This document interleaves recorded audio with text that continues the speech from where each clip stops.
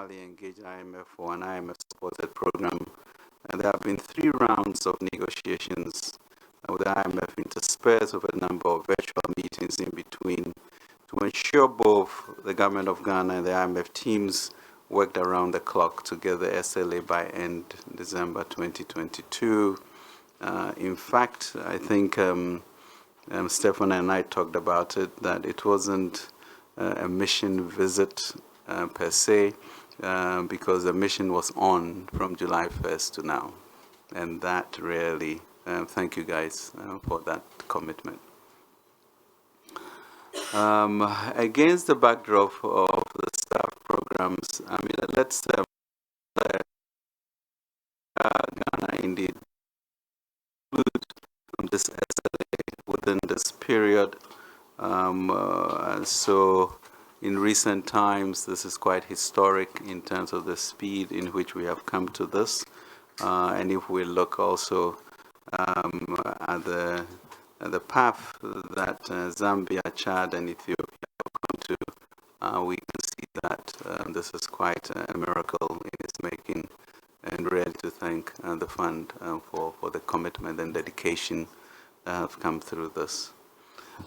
And really to thank the fund for the commitment and dedication that have come through this. So the government and IMF teams, you know, have really sacrificed to be here, and the team behind all of this, the staff, once again, at BOG, and the staff at the Ministry of Finance under the leadership of Patrick Nomo, has been phenomenal, and we thank them for this.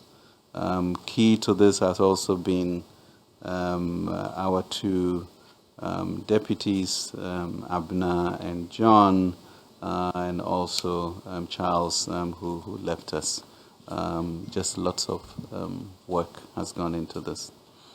So the key deliverables over the period include the preparation of the PCPEC program, medium-term macroeconomic framework, debt sustainability analysis and debt management strategy, structural reforms to address structural bottlenecks, improve competitiveness and promote efficiency and effectiveness, a memorandum of economic and financial policies, and an agreement on prior actions which are expected to be completed before the fund goes to the board. All of this indicate that Ghana stands ready to complete all the prior actions before this is successfully done, certainly within the first quarter of next year, looking at the end of January, if we can push it as we have done this one. So we are committed to the program as a whole, and we will do our part to make it happen. The SLA is only one aspect of the approval process.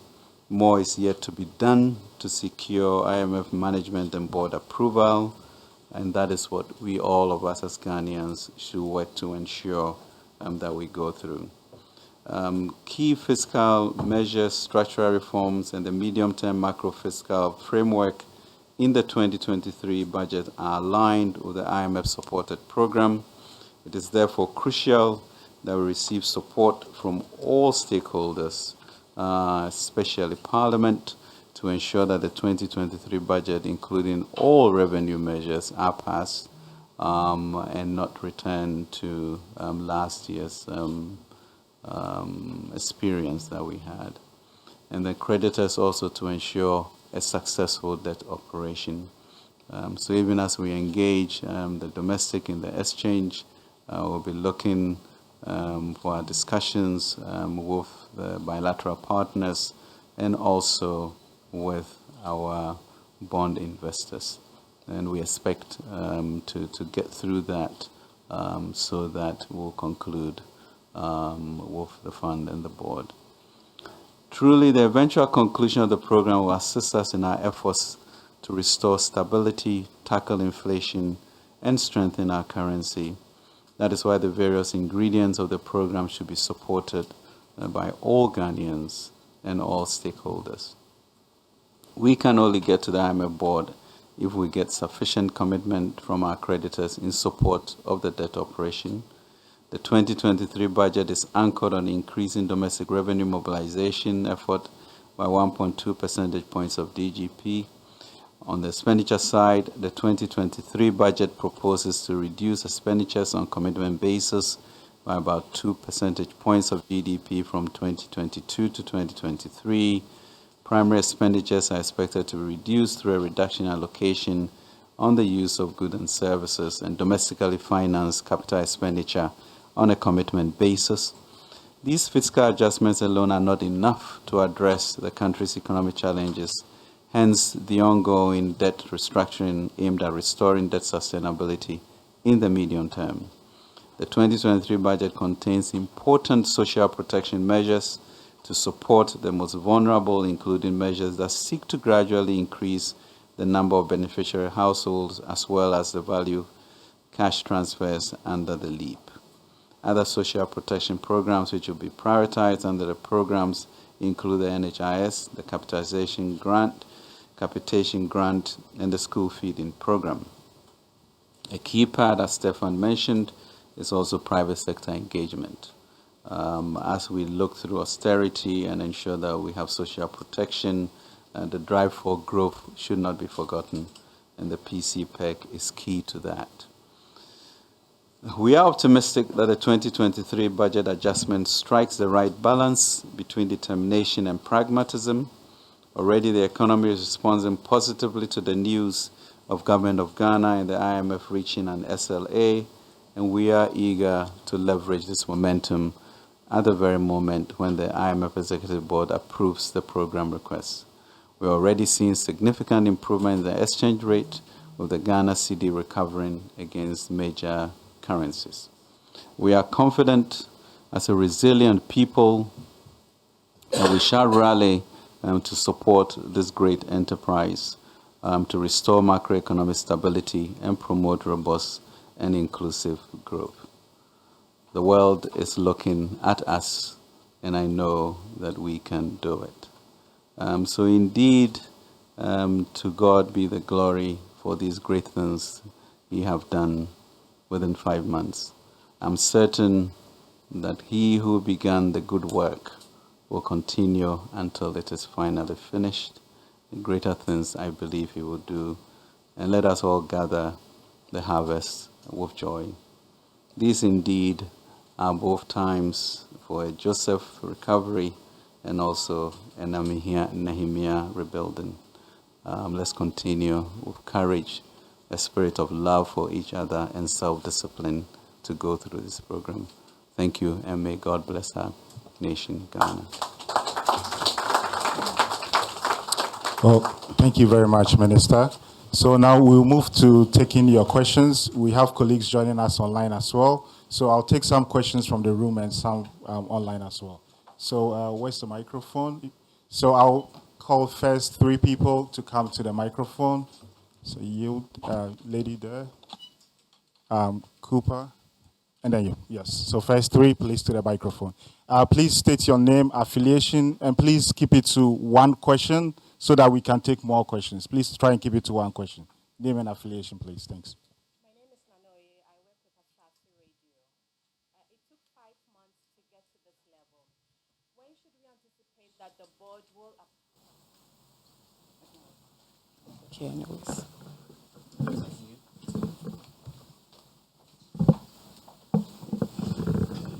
Okay.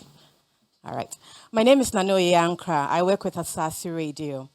It took 5 months for us to get to this level. When should we anticipate that the board will approve this deal? And I want to know how long it would take after that for the money to hit Ghana's account. I wish I had an opportunity for another question. All right. Thank you very much. So, hello. My name is Joshua from the Business and Financial Times. I want to find out how concerned is the fund with regards to resistance that which the domestic debt exchange has faced currently, and how critical is it in terms of the approval from the management and the executive board? Right, thank you. All right, thank you, Joshua. Hi, Cooper Inveen from Reuters. Could we get a firmer date on when we might expect a external debt restructuring? Thanks. All right, thank you. So we have a question on how long it will take for the board to approve, when to expect an approval and the money to hit the account, when to expect external restructuring, and then whether Ghana is concerned about, whether the IMF is concerned about how the debt restructuring is going. So maybe, Stefan, you can take the two questions about when to expect an approval and the debt restructuring. Thank you, thank you. So let me tackle first the first question on in terms of the timeline for consideration by our executive board of Ghana's program request. As I mentioned at the beginning in my introductory remarks, what is necessary for us to be able to present that program request to the board is assurances from Ghana's partners and Ghana's creditors that one, the program is fully financed. In other words, the financial support that will be provided to the authorities during the program period is sufficient to finance the program. And two, that the program taken together, the fiscal consolidation path, the comprehensive debt restructuring that the authorities have launched will be sufficient to reestablish debt sustainability. And so as soon as we have assurances from creditors that this will be the case, when sufficient progress on that front, we will be able to present the program to our board.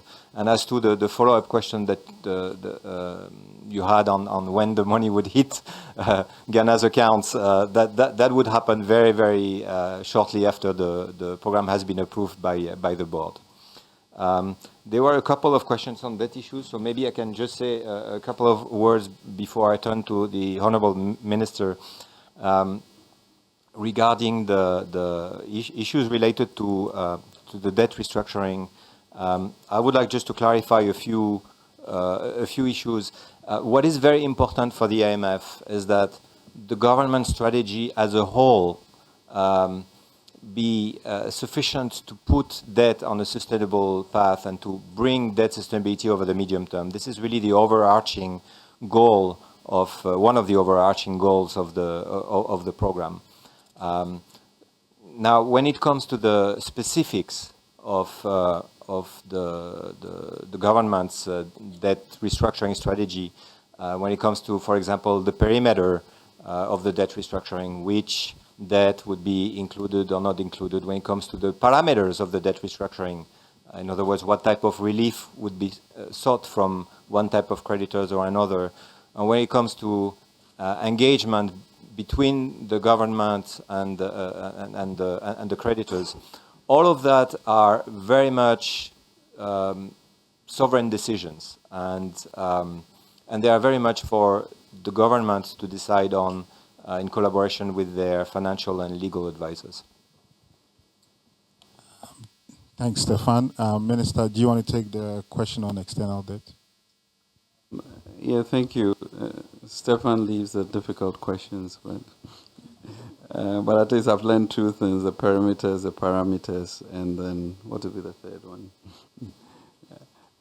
So yes, I mean, I think the parameters are clear to us with regards to where the London zone should be, and those are the bookends that we are talking about: 55% debt to GDP, and then 18%.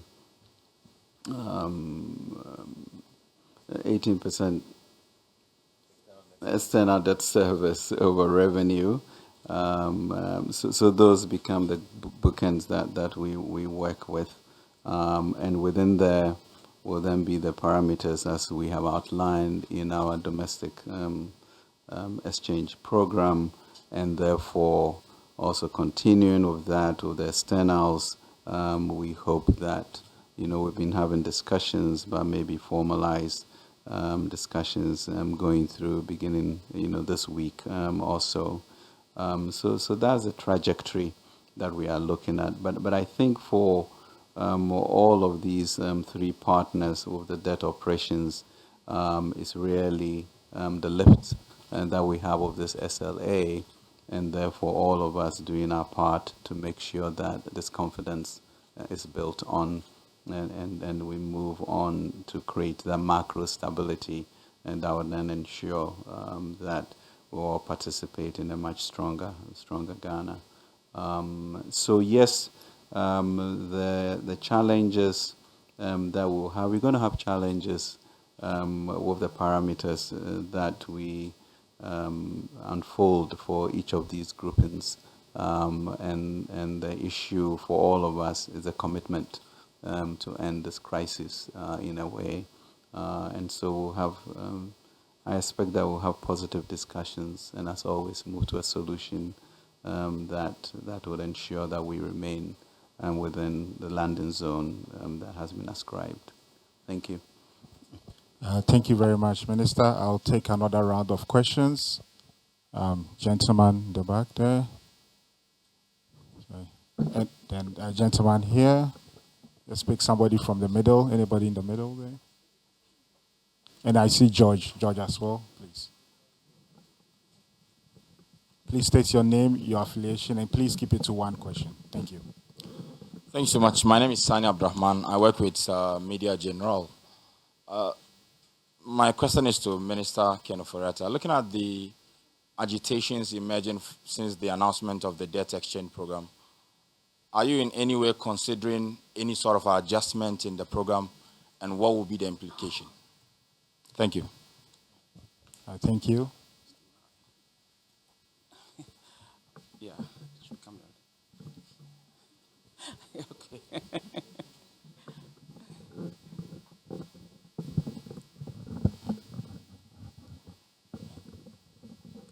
Thank you. The question goes to the Honorable Minister. Can you state your name? My name is affiliation? Nana Poku from Daily Searchlight. Sorry. Okay. Please keep it to one question. Okay, one question, yeah. Honorable Minister, yesterday the TUC had a press conference, and they did indicate that they are not going to ascribe or subscribe to, one, the pension funds mustn't be touched by government whatsoever. Two, that they don't also want to hear anything about freezing of employment in the public sector, because they think that that will not inure to the benefit of their members. And then three, they said the tax regime that we want to implement is not in their favor because it will impoverish the workers. And they also say that some of the conditionalities of the IMF are so inimical. How would you react to such a statement from the TUC? Thank you very much. Thank you. Yes, we'll take you, and then we'll take George as well. Good morning. Please, my name is Akono Banana Boadu, and I'm with Movement Television, an affiliate of Unti Multimedia. Please, my question goes to the Finance Minister. There's this perception coming from Ghanaians that some government policies are going to scrap off with IMF implementation, especially to that of the free education policy. I want to know from the Finance Minister, how possible is this going to? All right, thank you. One last question. My name is George Rafi from Multimedia Group Joy FM. And just to get back to your statement, there's a portion that says that to support the objective of restoring public debt sustainability, authorities have announced a comprehensive debt restructuring. Sufficient assurances and progress on this front to be needed before the proposed fund-supported program is presented to the board. On the issue about the debt discussions, Minister, you've been a little bit silent on the Paris Club. Are you going to get a debt cancellation or what? And are you sure that from now till the end of the first quarter, you can close the page or the book when it comes to reaching a deal with both your external partners and the Paris Club? Thank you. Thank you very much. So, Minister, it looks like this round of questions are for you. I just want to add one more, which we received online from DebtWire, which asks that, will Ghana use the common framework to conduct debt restructuring? Thank you. I don't know. I now begin to understand why Kwabna wanted to manage this so that all the questions will be moved away from the fund to me. But thank you very much for these questions. The debt exchange program, adjustments and implications for that.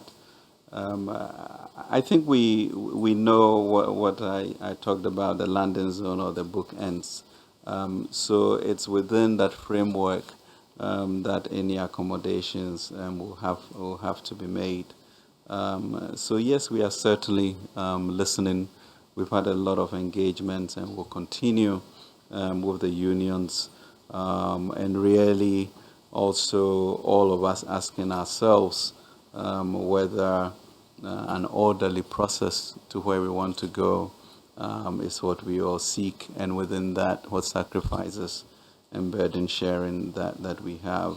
I think part of the assurance is that by the time we conclude signing with the fund, there will be some issues of reforms and expenditure management, which all of us in Ghana are keen to. So that would bind us going forward to bring the type of confidence and assurances that we need for that. With regards to the trade union, the TUC, I think it's not a very surprising position because it is, all of these things are shocks that we need to analyze and then make determinations as to how best to move forward as a nation. But we've been able to do literally the impossible in this difficult environment to be signing an SLA at this point. So let's look at the opportunity that offers us, and within that context, see how we can save the funds that we have in terms of pension funds, etc. Because a destabilized macro environment is the greatest enemy to the value of our pensions. And I think that's what we need to juxtapose and then come to some conclusions. So sort of segueing into George's question, we have been able to do this in 5 months. I think at the beginning, the same questions were asked whether we'll be able to get to an SLA before year end. But I think with the spirit of this team and what we are doing, we will go into the discussions with the debt operation with the same fervor, understanding, and I believe we will get there to get the board approval. Common framework, as we all know, has been plagued with a lot of difficulties, and I think the Paris Club, everybody has learned from it. So yes, we've been engaging, and we need to figure out how to ensure that if there's a platform that has to be used, then we need assurances of speed and to expedite it, a clarity of what we have to do that. Else, let's design an alternative which will make sure that we don't derail this momentum that we have built. So that is how we looked at it. The issue of various programs, including free education, I think if you listen to Stefan, there was a clarity of the issue of preservation and enhancing actually social interventions, and free education falls within that. I think we are doing a review to look at efficiencies of all of these programs, and that has already kicked off. And as we then continue, we'll make sure that these are run efficiently. I mean, free education, the issue of human capital is something that, I think the government of President Akufo-Addo is completely committed to and clear about that, because that always remains our future and also ensures social mobility for every Ghanaian. The sense of citizenhood is important. So yes, we can make it more efficient.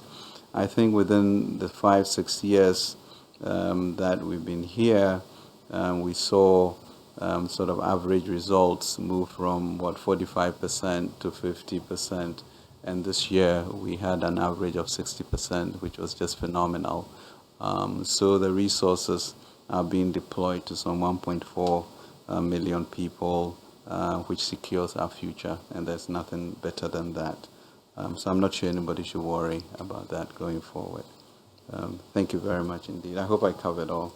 Yes, indeed. So I would now take some questions online, and then I'll come back to the room. We've received questions from Gabriel Steinhauser, Wall Street Journal, and then Laura from Debt Wire. Gabriel wants to know from Stefan, what's your assessment of the maximum debt service, maximum ratio of debt service of revenue Ghana can carry? And then also wants to know whether Ghana's plan, or it's been muted that Ghana wants to pursue a 30% haircut on dollar-denominated debt. Is that in line with the fund's assessment of debt sustainability? And does it take into account structural reforms which are part of the program? And then Laura also wants to know whether the 55% debt to GDP and the 18% debt service will be after the program or is within the program period. Thank you.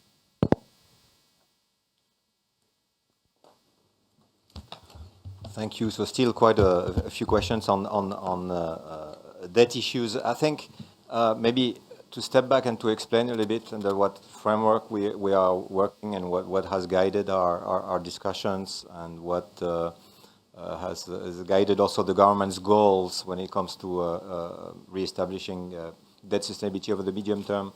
We are working within the framework of what we call the IMF and World Bank low-income country debt sustainability framework. This is what has been used over the years to assess debt sustainability in Ghana, but also lots of other member countries of the IMF.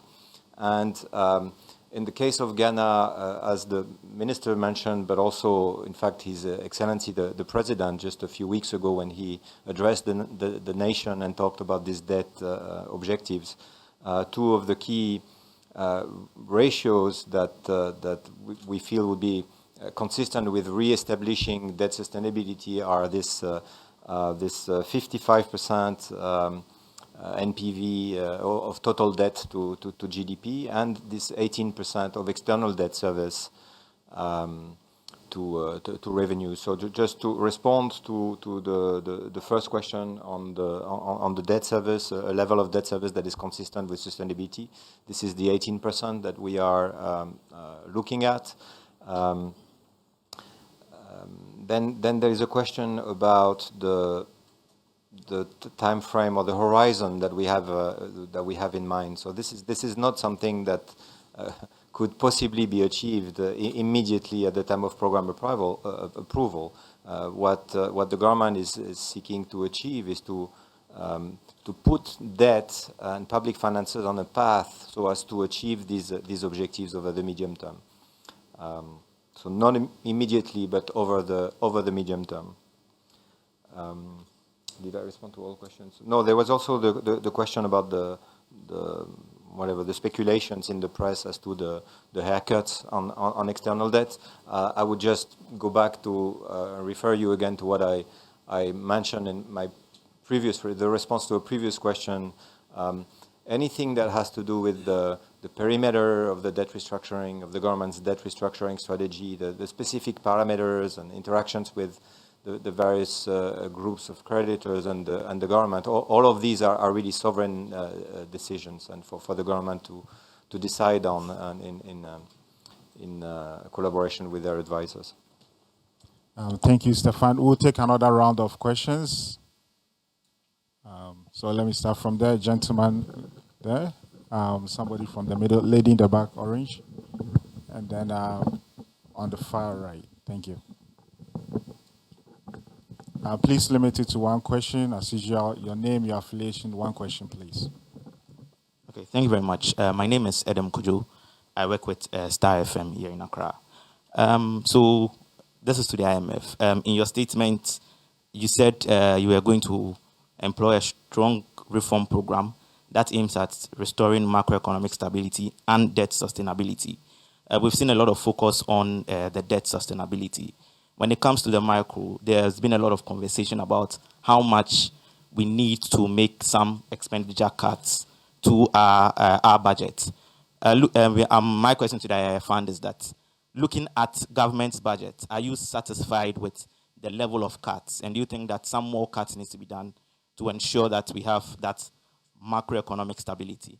And a quick one, please. this will be like the 17th or 18th time the countries come to the fund, and we say we are putting in reforms that will make sure that we have a robust economy. What different thing is happening now to ensure that Ghana will not have to come back here in the next 3 or 4 years seeking some relief from the fund? Thank you. Thank you. Next questioner. Please keep it to one question. My name is Stella Jejom Sugli. I work with Ghana Web.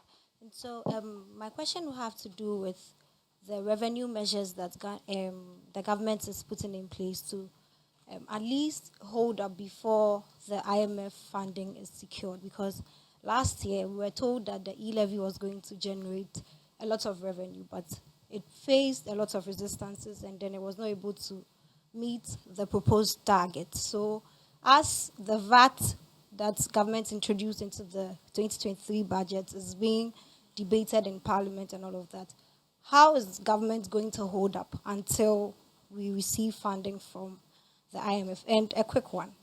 So there's data that government would have to pay about 3.5 billion in loan repayments and interest in the coming year. And that's a bit higher than the money we are expecting from the IMF. How is government going to be able to do all of that? Thank you. All right, thank you. Hello, good morning. My name is Francis Into. I write for the Ghana News Agency.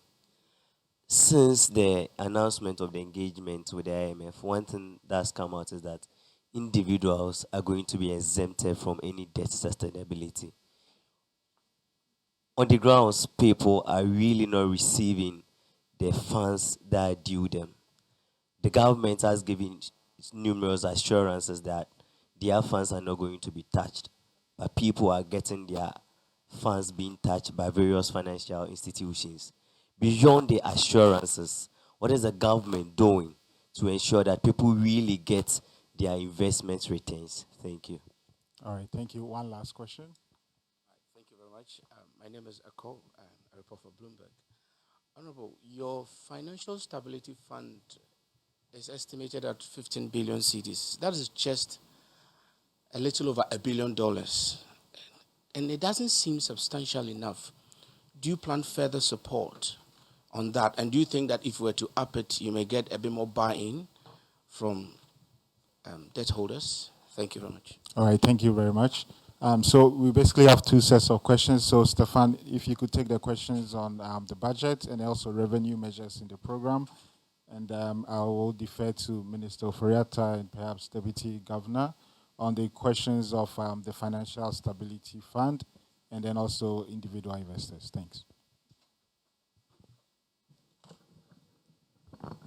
Thank you. So I will start with the revenue questions, and I'd say that raising revenues and increasing domestic revenue mobilization is really a key objective of the program, but it's really a key objective of the government's program. And the reason why it's very important for the government to do that is first to underpin debt sustainability going forward, to have a stronger revenue base to be able to service the debt. Two, it is also very important to generate space in the budget going forward over the medium term for increased expenditure that are very important for growth and for social spending. So all of these are key objectives of the program, to create space for this type of very, very important spending over time. Now, when it comes to the budget has been submitted to Parliament. We were asked about our assessment. Our assessment is pretty much in line with what the Honourable Minister mentioned at the beginning. This is in our view, a very important and very good first step towards the efforts that the government is making in trying to re-establish debt sustainability. And as far as the revenue measures are concerned, of course, they are consistent with that objective that I mentioned at the beginning of having the program underpinned by this significant revenue mobilization effort.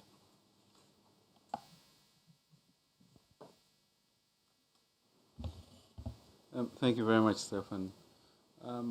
I think that going from Carl's question, the Financial Stability Fund, the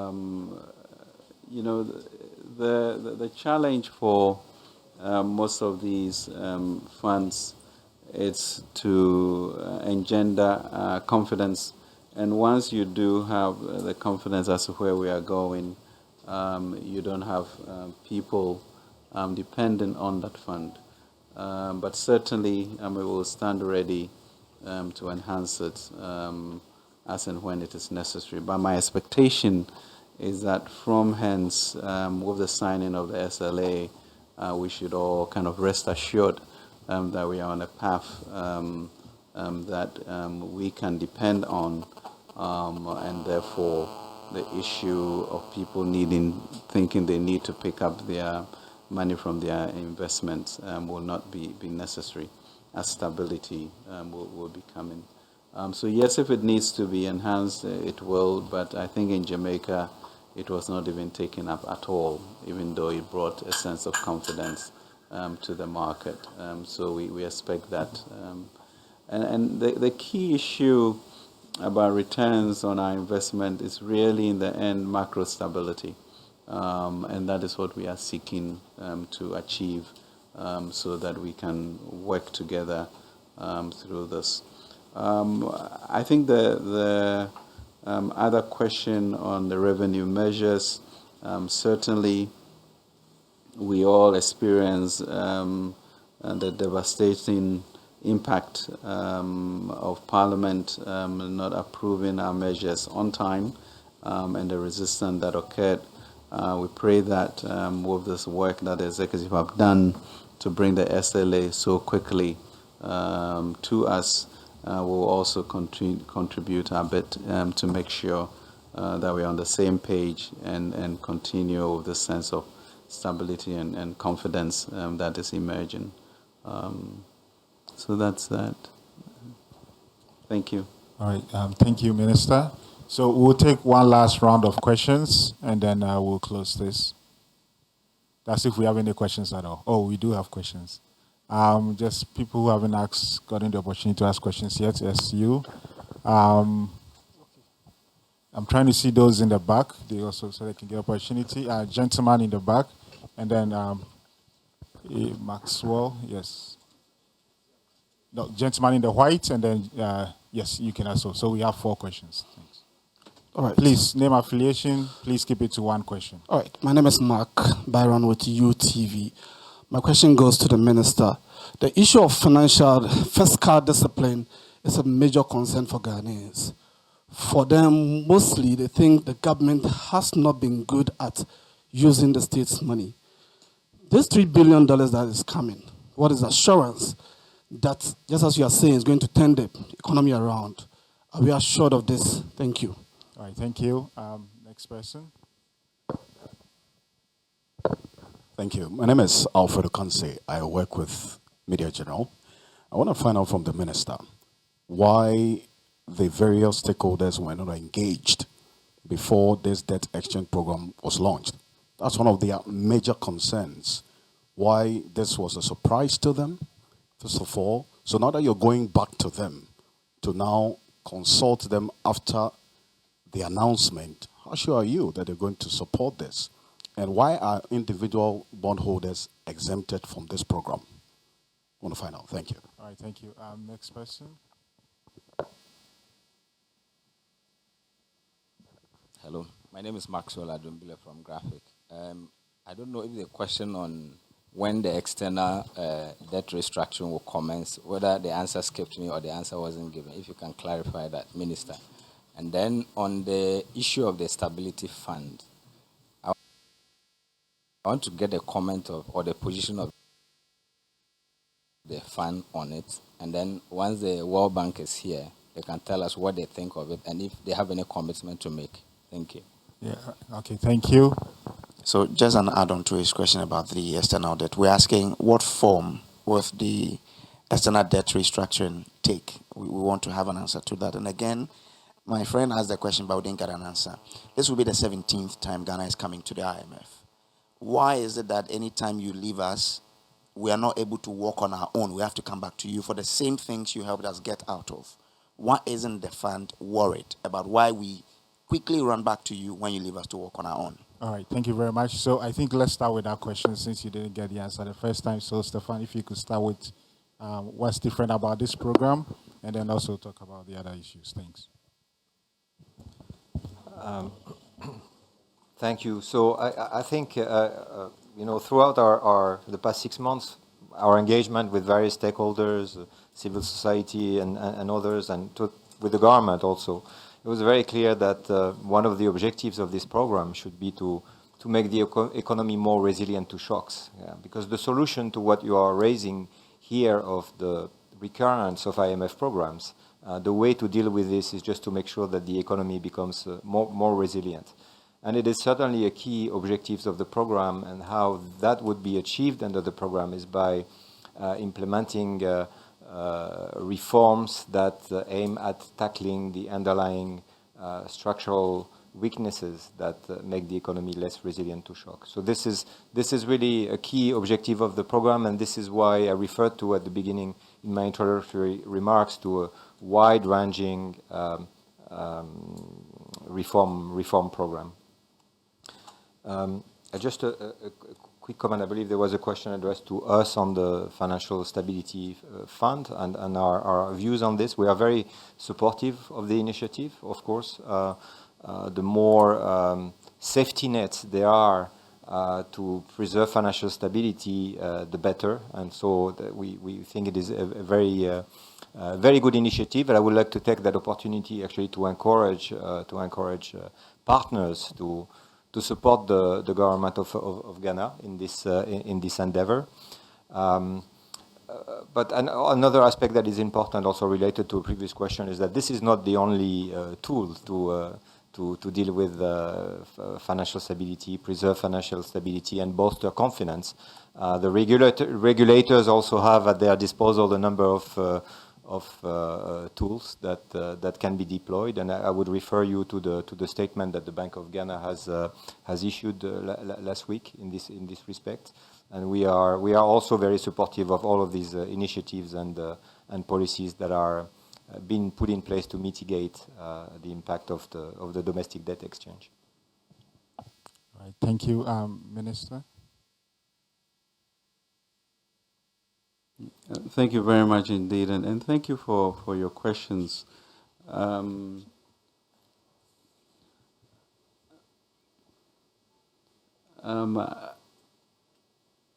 think they are pretty fundamental questions as to where we are going as a nation, and to, in a sense, also remember the past, what we have been able to do successfully. So, yes, let us remember that we were in a fund program from 2015, and we successfully got out of it. Let us also remember that through that period until COVID, we were on a trajectory that was very impressive.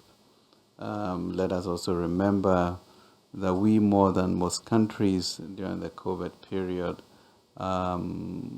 kept lives and livelihoods above all, and really came out of that historic or pandemic event much stronger than most, in which we although had growth. So yes, we've been met with this situation that we then have to find our way out of, and that is where we've gone for support. But as Stefan mentioned, there are some structural things that need to be done in terms of diversification, in terms of reliance on imports, and therefore become an export-driven entrepreneurial society. So I think last week, Friday, if you watched the media, actually went to launch a 10,000 hectare rice production and agriculture project of our export enclave, following the president's charge that we should become self-sufficient and actually even export these products like poultry, rice, tomatoes, maize, etc. So that diversification is important to strengthen our currency and stop importing foods of that nature. That then changes the way in which we move forward. And those are the assurances that we give. Certainly, the relationship with the fund, comes with it certain prior actions and reforms that we must do, which will support our movement towards better governance and expenditure controls that we have. So that's assurance that we should get out of this and not return to that old ways that we have had. The question on the external discussions, really, as I mentioned, we have started conversations, and we really will look to kick off strongly this week, both the bilaterals and the external bond investors. So the 17th time, we pray that this will be the last, and that is why the program is going to be that strong.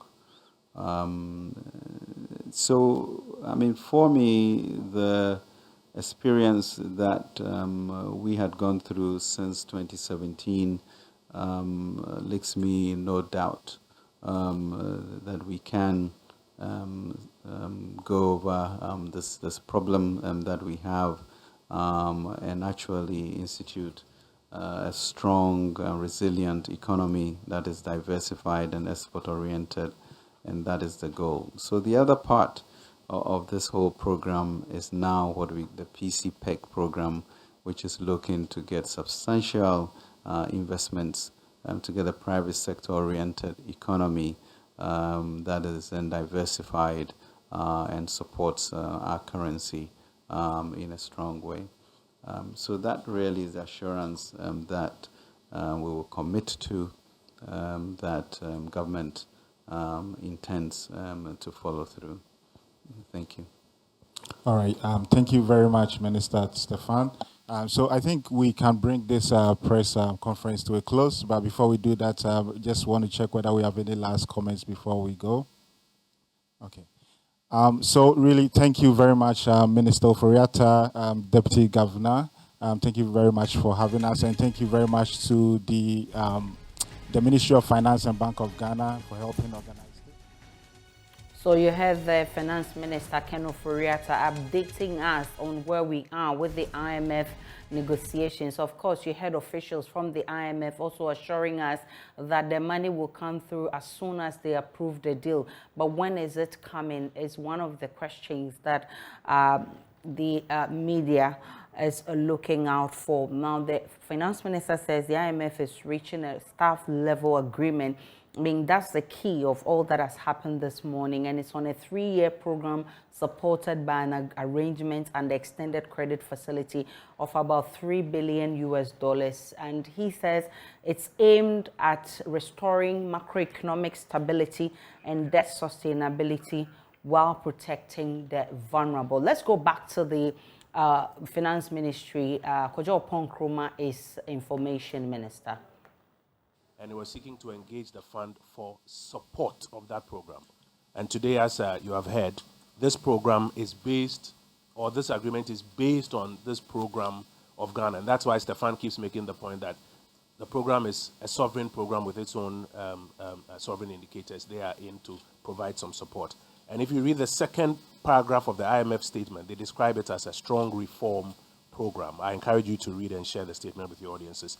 Number 3, Minister makes the point that this is not the end of the road. A lot more work needs to be done, but it will require the same speed, seriousness, and collaboration that has enabled what has happened in the first 6 months to continue and to get to the end.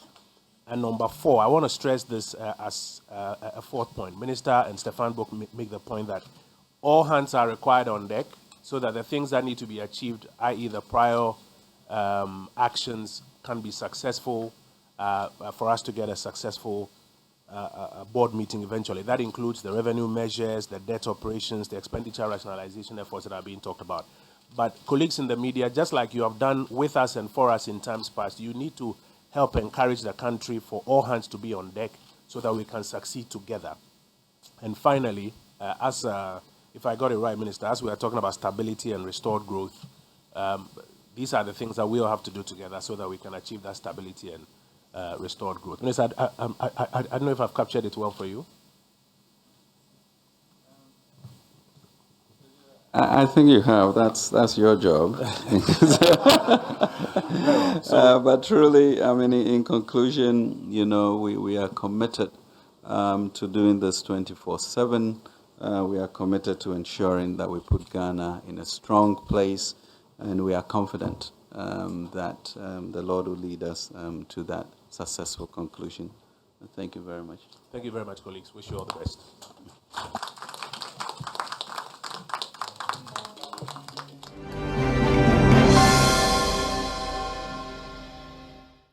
Well, so you have the finance minister explaining to us where we are with the IMF negotiations. You have the information minister, Kojo Ponkroma, wrapping it up for us. But there were issues, questions about when the money is finally coming. There were questions about whether government's restructuring program will be successful given the failure of the e-levy to raise the targeted revenue. And there are questions about what implications there are if the IMF delays in releasing the funds to us, given the many projects lined up for this money.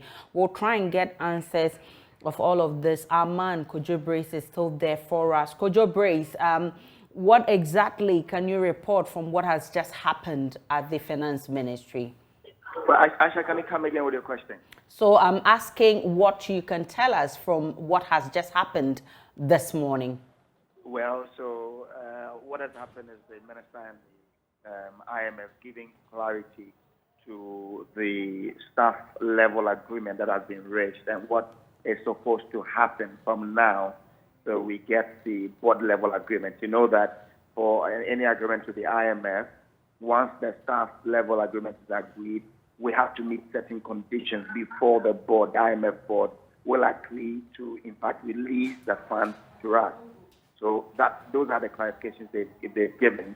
And the minister has made it clear that what is needed now is for all of us Ghanaians to come on board to help them achieve the conditions prior to the board giving us. You know, the debt restructuring has been, the debt exchange program has been announced. According to the minister, they need everybody to support it. In the coming days, they said they've already started discussing with the Senate bondholders as to how that particular part of the agreement will be. So we'll get to know into detail exactly what will be happening there. Again, they state that it would need all of us as a country to come together to support them to reach this. So it's actually a gathering where they've given some skin to the initial announcement we had this morning that a staff level agreement has been arranged, Aisha. And how are the journalists reacting? Because I realized some of the questions were not comprehensively dealt with. Yourself, you had to repeat a question to the finance minister. Yeah, so, I mean, the usual giggling to you having your question not being exactly answered. That questions were answered, but to the detailed answer that the question elicited was not given. And so the journalists, well, some feel, okay, we've had some answers to our questions. Others will feel that the details that we needed to the questions were not provided. So it's sort of, you are okay, but not too okay because of the sort of answers that you really wanted for the people of Ghana, but couldn't get, Aisha. Kojo Brace is our man of the, but from the posture of the IMF officials, and I also had the question about when the money will be coming in for us, because we really need this money urgently for the number of projects that we've lined up to go ahead with once the money comes in. The IMF official actually said that the money will be available as soon as they approve of the deal.